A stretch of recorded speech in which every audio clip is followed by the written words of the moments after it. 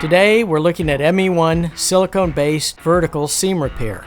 Before we get started, let's always follow OSHA and local safety requirements when working on roofs.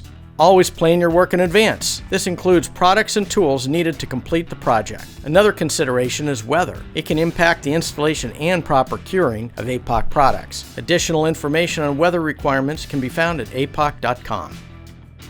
Existing problems can be failed sealant at the lap seams and foot traffic damage. Let's look at a better way. Thoroughly clean the surface. Measure and lay out APOC Incredible Fleece Top tape along the vertical seam.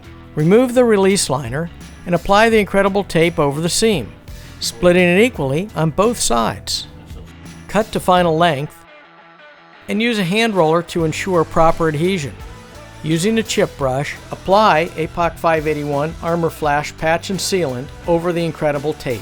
Now your APOC ME1 silicone-based vertical seam repair is complete. For additional information on energy efficiency, maintenance coatings, liquid applied roofing, visit us at apoc.com.